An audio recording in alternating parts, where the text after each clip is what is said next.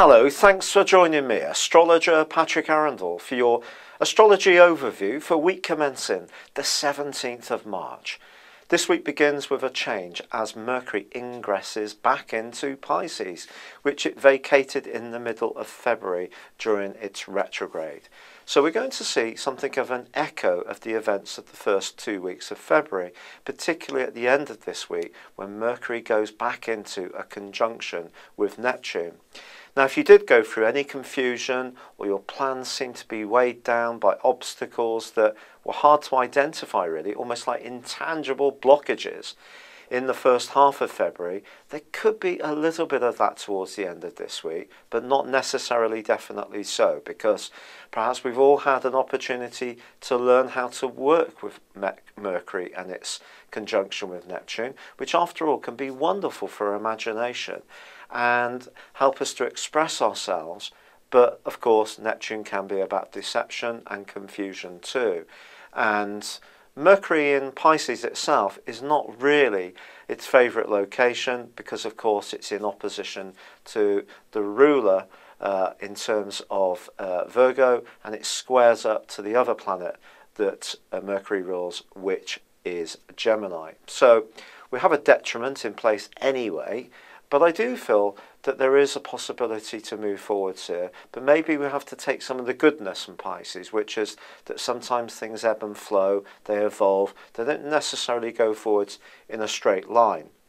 Now Venus continues to forge a really sparkling link with Uranus, and because Uranus is the ruler of Aquarius and Venus is in Aquarius at the current time, all sorts of Aquarianus type energy can still be bombing around. And that can see impromptu, forward-thinking, sociable developments. Remember, Facebook started under the auspices of Aquarius. I think Twitter did as well, actually. And it's all about connection, networking. So this aspect can be brilliant to do this and to catch up with people, but also perhaps to be more open to people who are a little bit different, walk their own path in a more authentic and individual way. Connections can be made here too. Now, the Sun's going to be saying goodbye to Pisces on Thursday, and of course we have the vernal equinox. Now wherever you're watching this in the world, if it's the northern hemisphere, of course it's the spring equinox. If you're in the southern hemisphere, it's the autumn equinox. But for us all, it is a chance to begin, because that's what Aries is about. It's the starting point, it's initiation, new plans, new energy, new drive.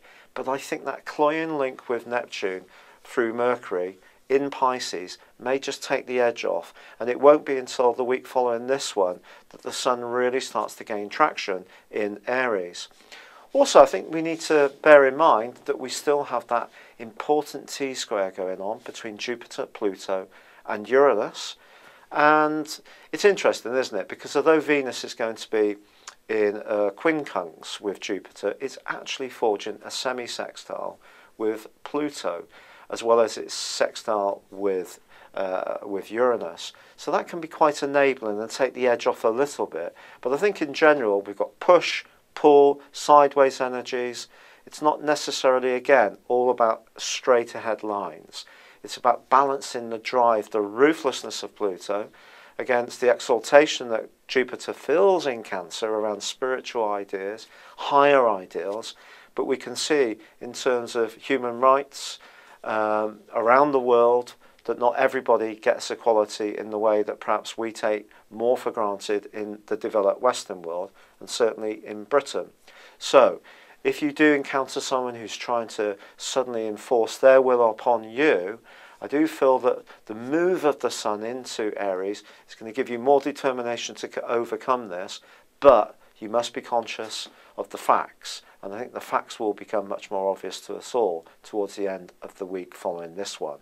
It's been a real pleasure being with you. Thank you for joining me. Good luck and goodbye for now.